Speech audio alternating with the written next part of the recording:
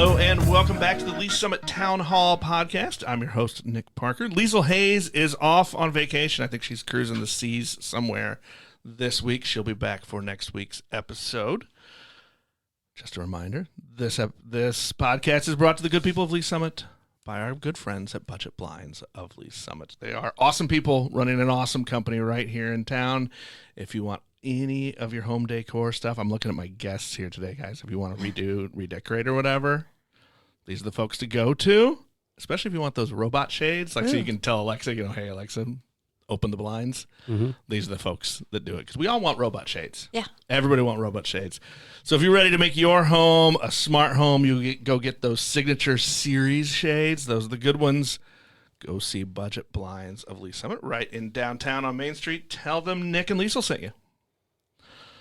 All right. Hey, this week we've got a fun episode. One of the things I love to do is talk to local business owners and talk to them a little bit about their business here in Lease Summit and why they do what they do and what they offer. So I have Dr. Alex Nelson and his wife, Dr. Lauren Nelson, with me from HML Functional Care. Hello, hello. And I'm gonna do a little bit of full disclosure here. Alex is also a client of mine in my other production business. He has a podcast. You should go check it out. It's the Dr. Alex Show. It's he's a chiropractor by trade, but I think like one episode's in 2 seasons you've actually talked about chiropractic. Sounds about right. So it's kind of a cool show because you're really just talking healthcare and self-care and different people throughout the wellness world. Look, you've gone international. You had a guest from Canada once. Yeah. So you can say it's an international show. Yeah, that's a good point. Well, look, I've always been curious about you guys because you are not Lease Summit natives. No. And we like to think of ourselves in this little hamlet as like, we're just this quaint little country town of 100,000 people. We like to think of ourselves as a small town, and we talk about the people that have lived here forever. And I think for some reason we're always surprised, like, why are you here? What the heck drew you into, I guess, not just Kansas City, because it's my belief that Kansas City is the best kept secret in the country. But not just Kansas City, but in our little southern suburb of the metro. How did you guys end up here? Well, we met in school, in chiropractic school. I was living in Dallas at the time, and Alex was going to the one here in Kansas City, and we met in Vegas. Oh, that's a love story. or a story you can't tell on this podcast. No, it was at a seminar. So much. It was at a seminar, and we had mutual friends, and as a student at a seminar, you just kind of stick with the other students and go out to eat and whatnot. So we stayed in touch, and then I either lost my ID or got it pickpocketed out of me. So getting on the airplane was like fun. And he reached out, was like, "Hey, are you okay? Did you get?" And so then we just started talking. Move. Yeah. Yep. That was a strong move. Yeah. So we stayed in touch, and then he was living with his brother and sister-in-law at the time, and they had a child, Hadley, and I mean she's like 12 now. She's not a child, but He was like the uncle. What's the Full House uncles? Joey and Jesse. Joey, yeah. So. All right, wait. I'm going to ask you first, and then I'm going to ask her to see who agrees. Were you Joey or Jesse? I was Joey. Yeah. Okay. Yeah. I'm not that cool to be Jesse. Yeah. So when we were deciding on where to live, I was like, well, I can't leave Hadley, like, so, because they had a cool bond. Yeah, I still do, but it was that typical fun uncle and niece bond. We would just hang out and do just about everything. So family was here. Yeah. Mm-hmm. And she was the only niece or nephew at the time, so that was an easy. Right. Easy. Yeah. Yep, family was here, and I guess I still had to finish up school. Yeah, you had like, I think 4 months left or something like that. 3 or 4 months, like a trimester, right? Yeah. Yeah, 3.5. This is going to be a little like dig into the background of what chiropractic is and stuff. So because it's so different from, I went to communications journalism school, right? They don't teach us how to run a business. But it seems like part of your schooling is, yeah, you're done with here, and then you're going to go open a business. I mean, was that part of it? Yeah, you get a couple business classes, but not a lot. They teach you the main thing about business, but then they tell you, like, here are the options. Like, you could go work for someone as like a contractor, associate, or you can open your own. And then, like, these are what those contracts might look like. So did you guys know from the get-go that you wanted to set up your own practice? Eventually, it wasn't right. We didn't want to do it right away, but we knew we wanted to have our own business. Yeah. I don't think we had the wherewithal to even fathom running a business. I think that was the main thing. Yeah. I know I didn't in my, early 20s getting out of school. Like, no way. Yeah. Yeah. Like, I'm pushing 50 now, and I still think I accidentally fall through this as a business owner. Yes. Yeah. Yes, absolutely. Yeah, there was just no thought of it. It was definitely let's run off someone else's heels for a little bit. So what? Maybe I'll start here. The name of your business doesn't actually say anything about chiropractic, and the little bit that I've learned from you as you've done your show is the term functional care means a lot more than, I mean, I like most laymen. I hear chiropractic and I'm like, oh, you're gonna pop my back, Mm-hmm. and I don't think much farther than that. Right. So what all are you doing? Like, what does that encompass with functional care? What is your focus there? You want to take it? So, I guess by the law, our business is HML Chiropractic and Functional Care LLC. But for simplicity, it's not to negate what we do as chiropractors. We just say functional care, because that does help people take that initial clouding thought away from their minds. Because what I'm about to say about the functional care piece, they don't listen to. So when they hear the chiropractor or chiropractic, their mind starts swirling, and that's all they think about is his back's getting cracked and popped, and even other things that go along with the profession. So all those fun neck popping videos I see on Instagram. All the TikTokification of it, yeah. So the functional care piece is what some people might call integrative care, but in my opinion, fun fact, that integrative care piece is getting to be overused in a way, and it's not being well understood. So what we mean by functional care is we are trying to do things to your health to increase your functionality so you can go live a happier and healthier life. And that main piece is functional medicine, which is clinical nutrition. We like to run advanced lab testing and give supplements and nutritional advice and just lifestyle advice to get people to make better decisions to help live a happier and healthier life with various chronic issues, mainly kids. Or the neurology piece, which is what we really love.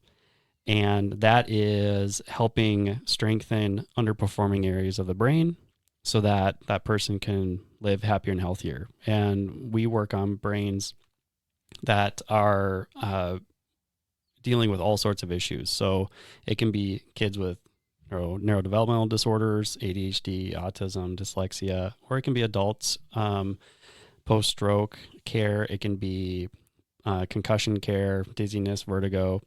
And then there's the chiropractic side of things. Our chiropractic care, I like to think, is more encompassing. Mm-hmm. We offer a lot more than just get on the table and pop, crack, twist, do our thing, get you out. And there's a few other odds and ends, but that's what we like to do. We have lots of tools and gadgets and gizmos to throw at our patients so we can just get the most out of them.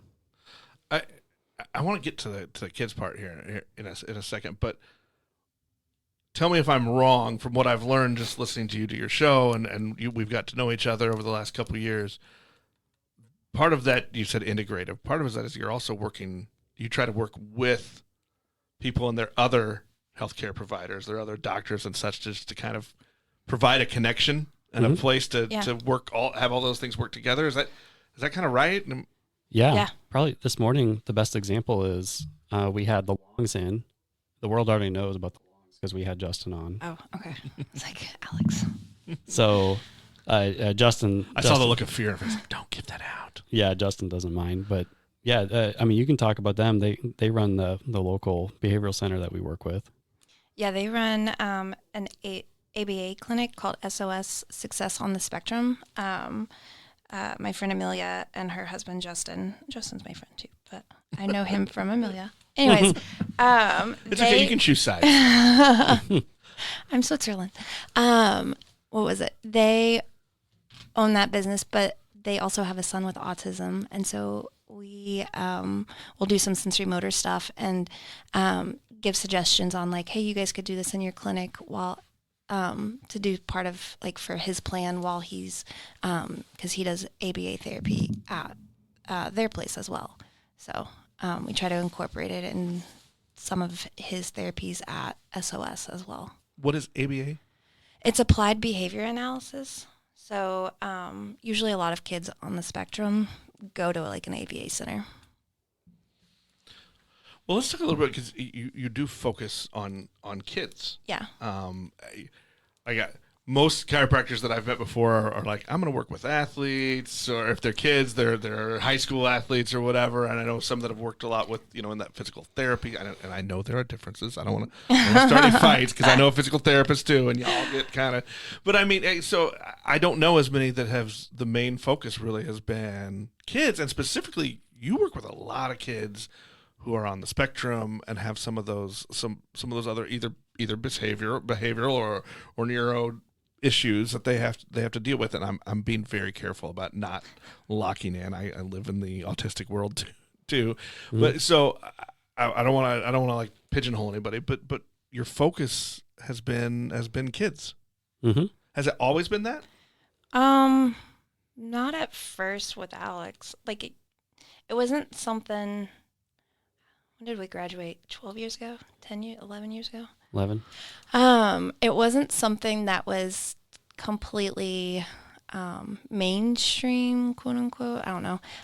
Back in the day, and it just so happened to happen over time. Like a family would have a kid with autism, and no one could really work with the kid, meaning like adjust them, or didn't have patience. And so you take 5 minutes extra with the kid, and it get them familiar, comfortable with the adjustment, and then the parents have a good experience, the kid has a good experience, and then that just kind of goes on with a trickle effect, and then it asks for questions like, hey, what could I do with this, or for them, what could we do for them, and then that required more of us having to do schooling or more school, and it just one thing led into another. Do you remember, like, was there a moment or a thing that kind of like, do you remember what started to get you more and more curious about working with those kids? Like, was there a patient or a moment in time that was kind of like, I really want to dig into this? Your patient with the cube. Yeah, Wyatt. Oh, but he was in school, right? Or you were in school at the time. Mm-hmm. Yeah. I had So I think it was God whispering in my ear in school, kids. But when I was in clinic, some good friends of ours referred in a patient, and his name's Wyatt, and was Wyatt. And with that, Wyatt was having a few issues that we got hashed out, and I had to have special permission to even do any of this in clinic on campus. But because I, quote, according to him, and this will make sense in a second, according to him, I thought outside the box to help him. I basically did things and asked for forgiveness later, is what I did. Because I thought outside the box for him, he got in trouble. The straw that broke the camel's back for him was he got in trouble in school because he had to do this project with tinfoil. And then after the tinfoil was done, the teacher said, turn it in. Well, the teacher just had enough of him at that point. And because he took it and he turned it into a cube and he stuffed it in his pocket to take it home to bring to me. And the teacher had enough of him at that point. But he got it to me and he says, I stole this from school. Thanks for thinking outside the box and helping me. And it's sitting on the shelf at the office right now. That's kind of cool. Yeah. So your inspiration is that a kid broke the rules for you? Not bad. Yeah. Yeah, I think so. Gotta be a little bit of a maverick, I think. Is that going to carry over to your own son? Will you be as proud if he becomes the Maverick? I could see some of that. Possibly, depending on what. Yeah, I could see some of that. So what what were you doing with him that was kind of outside the was it? I guess really what I'm more curious about is was it for you that made you want to delve in? Was it that you saw you could kind of do things a little differently? And no one was helping. And no one was helping. So it's like, if not them, then who? This was a thing where the family was kind of lost. Yeah. Yeah. Was that when he brought that to you? Was that kind of like, oh, maybe we're onto something? Was it that kind of moment? Yeah. Yeah. And the reason I had to do things and ask for forgiveness later is because I was doing an exam on him and treatment that no one on campus understood. And it's not to say I was smarter than those clinicians. It's just because I took the time to learn about all this. So I did a neuro-based exam and some treatments to help regulate his brain more efficiently, to help him sit still, pay attention, make sure he doesn't wet the bed anymore, things like that. And it ended up helping him. So when like Lauren said, no one else was doing anything. A lot of this is actually, as one really good patient of ours currently, still very good patient, the mother says it's, you guys are driven by righteous anger.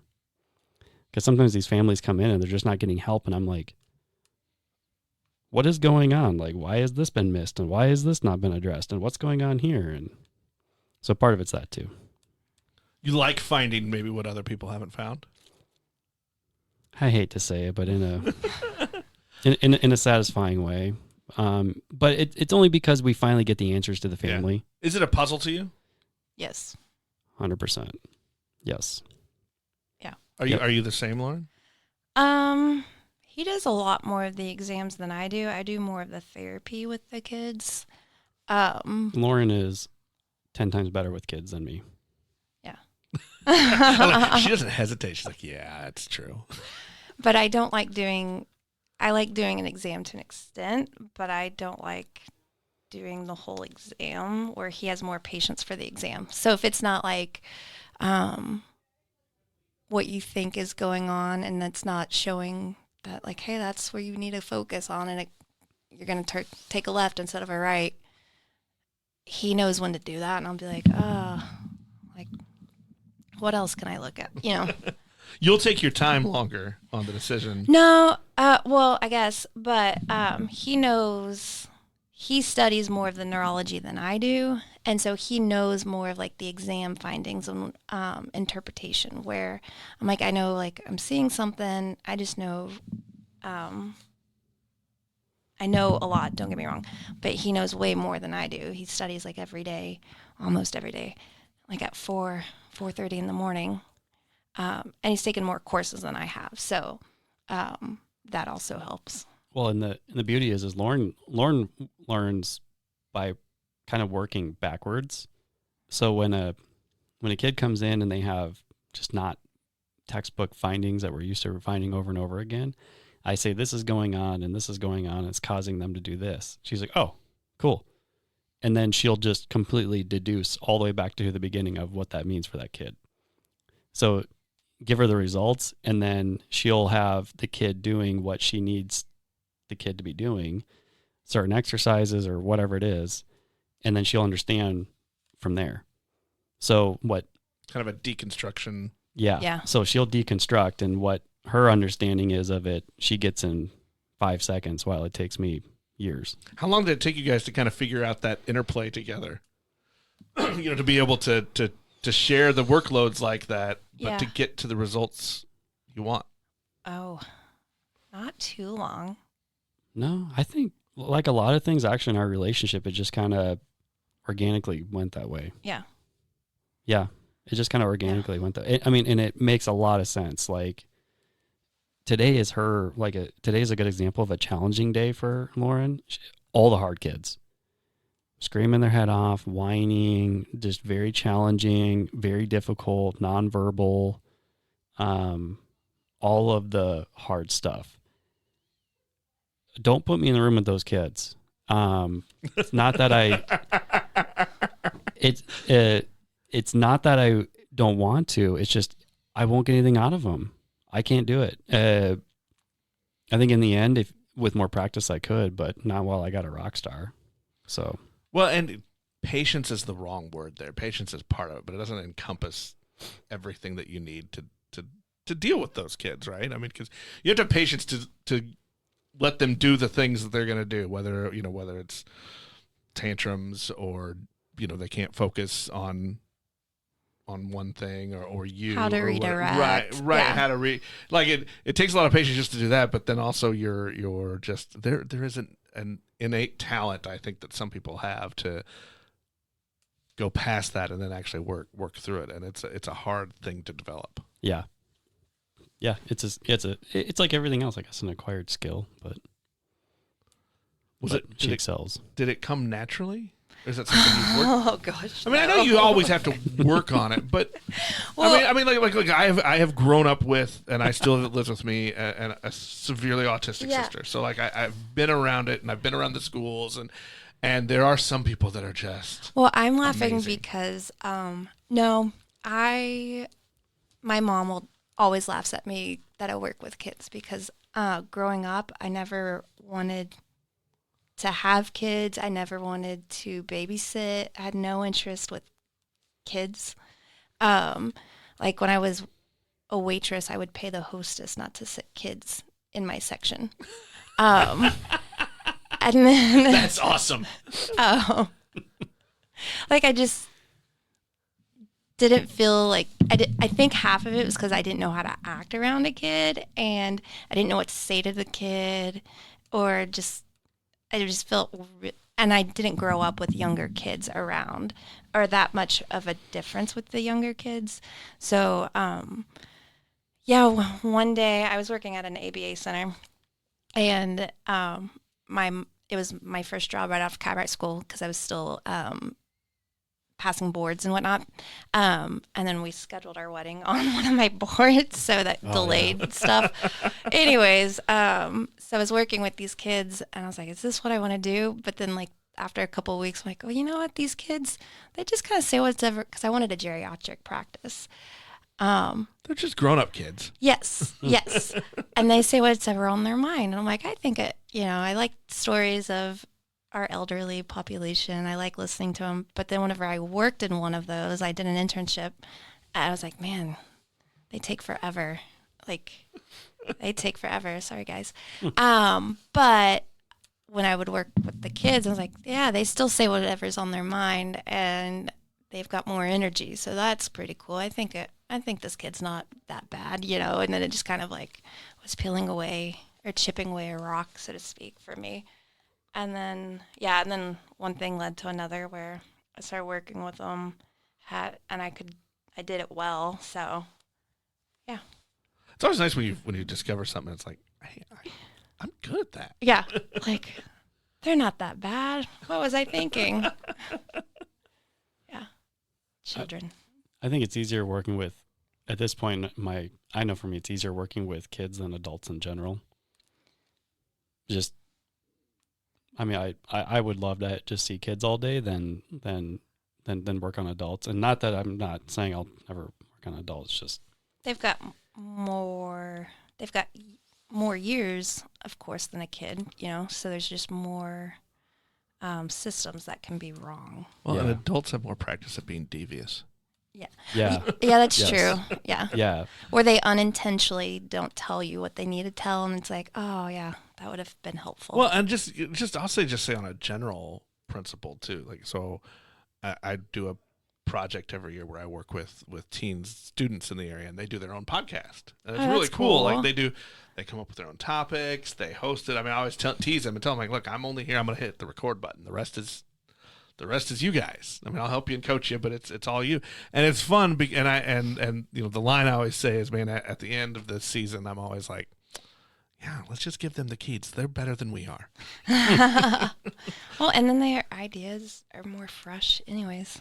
Yeah, I think there's a untainted outlook, Yeah. or maybe only partially tainted, right? Like, Yeah. Yeah. because we all have our, whatever our natural biases just from where we grew up, but like, it's just kind of cool. And I think you can talk to them and get, You can ask a question and they will answer you most of the time pretty truthfully. Yeah. Yeah. I mean, if they're not scared that you're going to tell their parents or whatever, right? You know what I mean? Like if they feel safe and comfortable, they will answer just about any question and give you an honest answer, whether you want it or not. Yeah.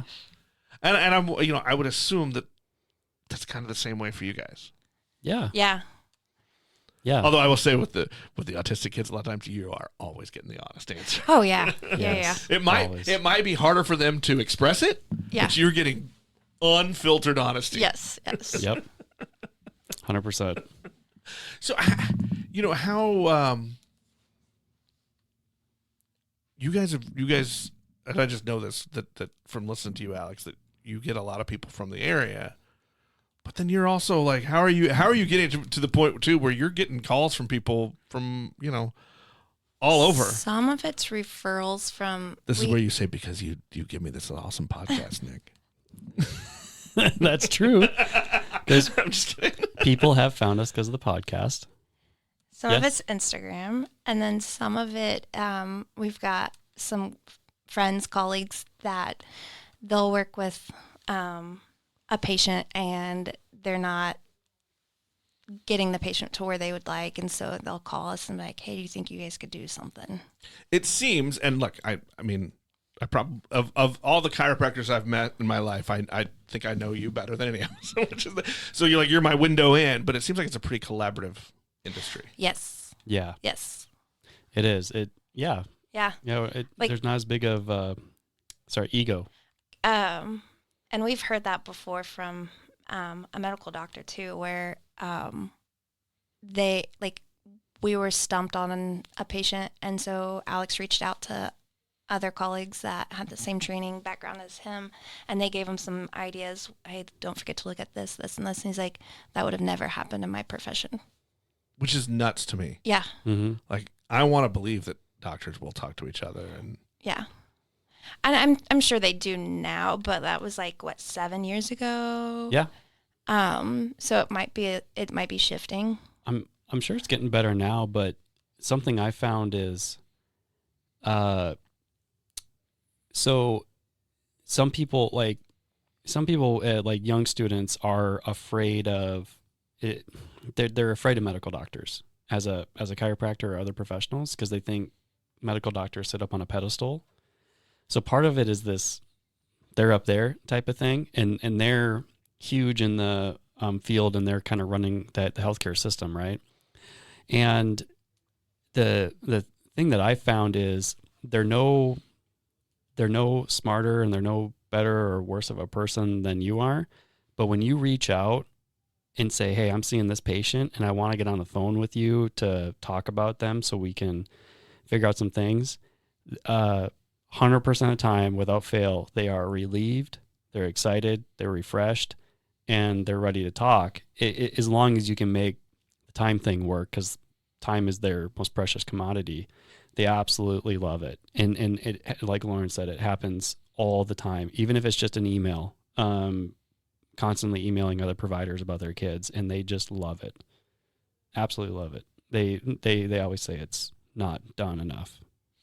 Do you feel like not being, and I don't want to get into make this a therapy session, but because there is a removal between the medical doctors and the chiropractic doctor. Like it seems like you guys kind of live in different worlds sometimes. Mm-hmm. But do you think you get a little bit different perspective and access because you're able to look at it from the outside sometimes? That and our schooling was kind of went down, both of our schoolings went differently.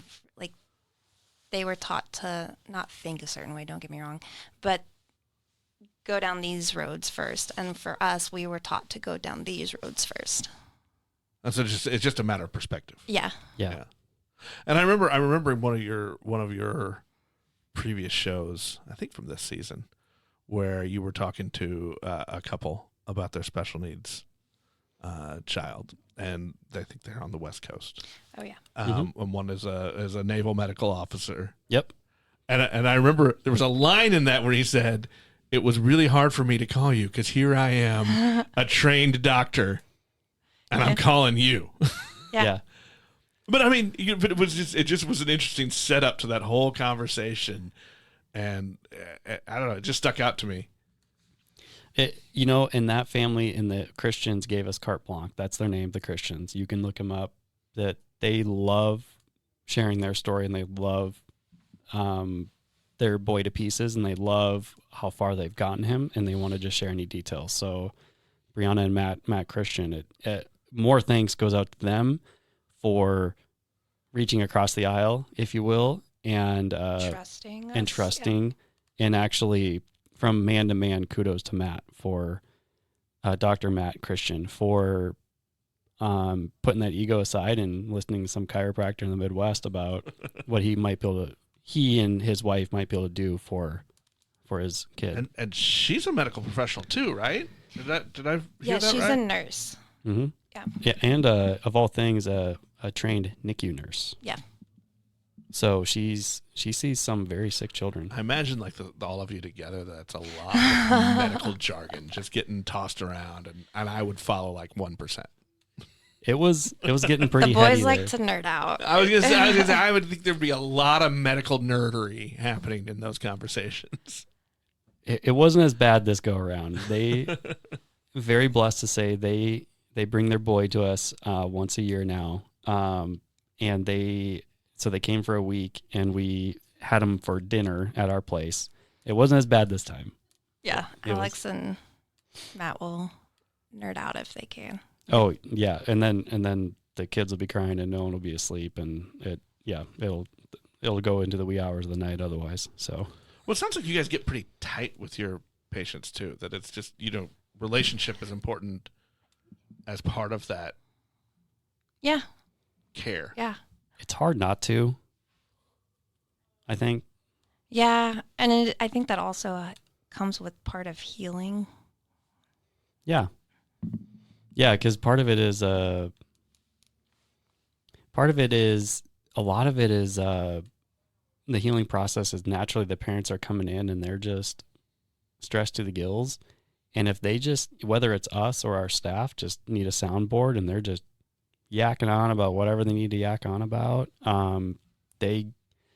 people end up getting close to us, and there's quote boundaries that get crossed as you would learn in school. But at this point, we're like, meh. Why do you think that? Yeah, I liked what you said there, though, Lauren. That's part of healing. Yeah. Expand on that a little bit. Oh, I think it's like not an innate thing. It just comes natural when you're working with someone that has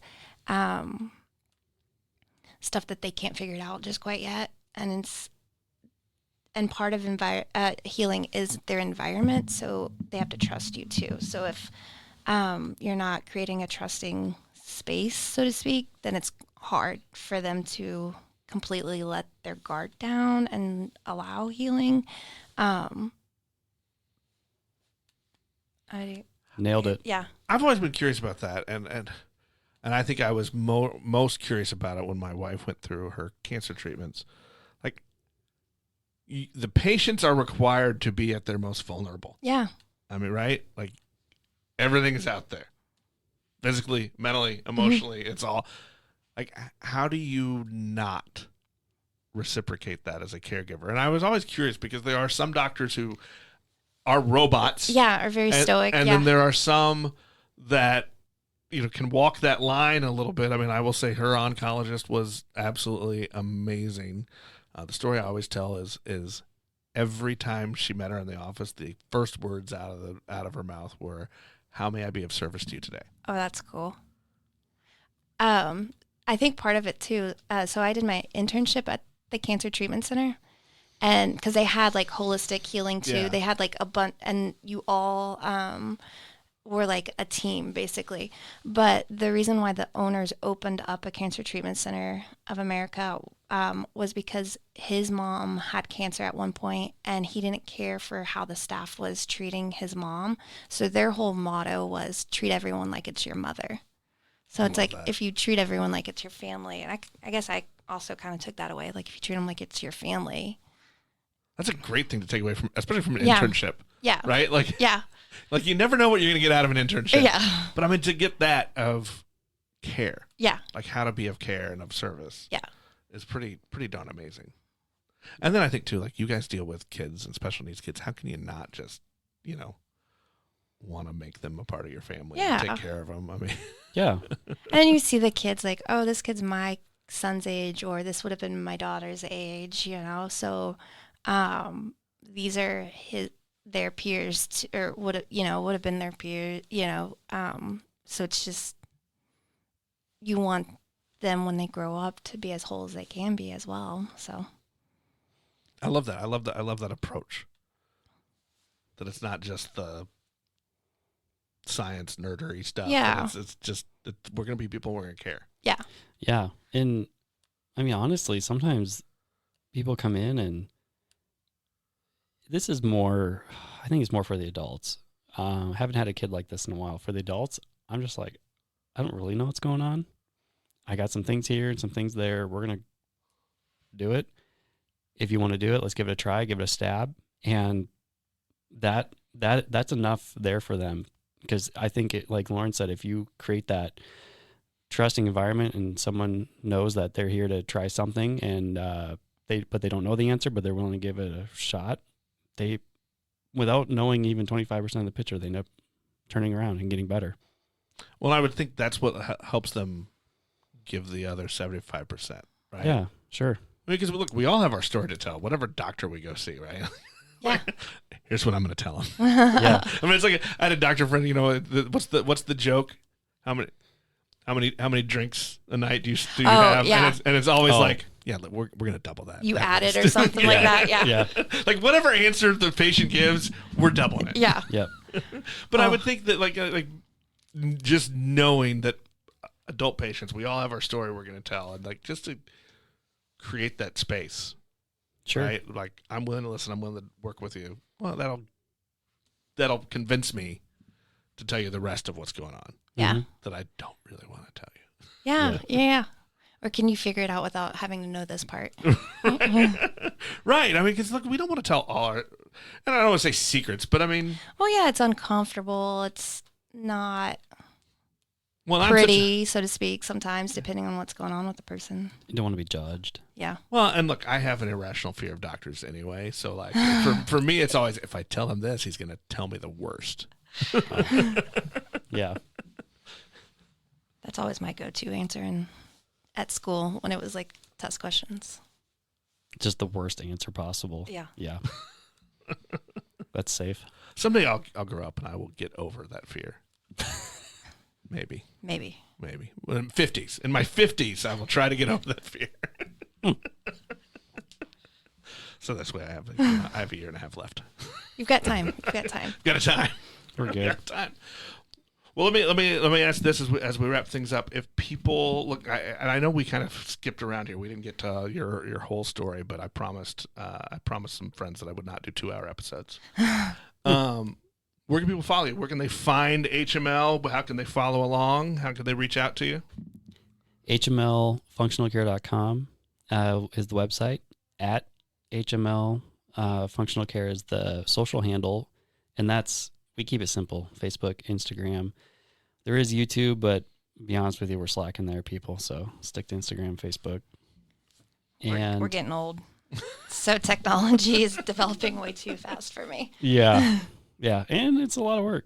But the other thing too is the Dr. Alex Show, available everywhere you get your podcasts. That's right. Even on YouTube, actually. Even on YouTube. So you're not slacking there. No, that's probably the biggest YouTube presence. And what the funny thing is one of our, I cannot think it must have been in the last year and a half. Someone had found us on YouTube, randomly searching for their condition, and the show came up, and It they brought watched up a it. particular episode. That's how I can say that the podcast has helped HMO Functional Care grow a little. There you go. I appreciate you guys coming on and talking a little bit about your business and your story and stuff. But the thing when I've told people about your show, the thing I love is that like it's just wellness and healthcare, and it's people from all different parts of it. I mean, you had an ophthalmologist. Ophthalmologist. There's been Therapists. therapists. You've had, a doctor and a nurse with a, with a special needs and telling their story. And you've had a few people come on and tell their stories of their children and patients. And I just like that it's a lot of different perspectives. Yeah. And really all about it goes back to what Lauren. Really, everything's gonna come back to you, Lauren. I mean, I'm pretty right most of the time. 100% of the time 99.9 when it comes to Alex. There has been some times you were right. I love that. The 0.1%. It happens so seldom. I need to note it in the phone type of thing. Keep that as a reminder. Yes. Yeah, but I like that it really is all just comes down to care, to just personal dealing with people, and whether that's you, whether that's your guests, whether that's I just like that. I like the human approach to things. And without dragging this outro on too much, we even had our good friends, the Longs, in office this morning, and they said, we plan on growing in a year, a new location, HML 2.0. And he goes, time to franchise. You need to franchise this system out. And I go, the problem is, Justin, we can't just franchise this care system. It's like trying to grow Cancer Treatment Centers of America. It starts with having caring faculty and staff, and then you can kind of put systems into place. I would suggest starting by cloning Lauren. I do have a twin. Oh, that's true. That's true. All right, we're going to have a part 2 episode. Yes. Lauren, Alex, thanks so much. I appreciate it. Thank you. Thank you. That'll wrap us up for this episode. We'll talk to everybody next time.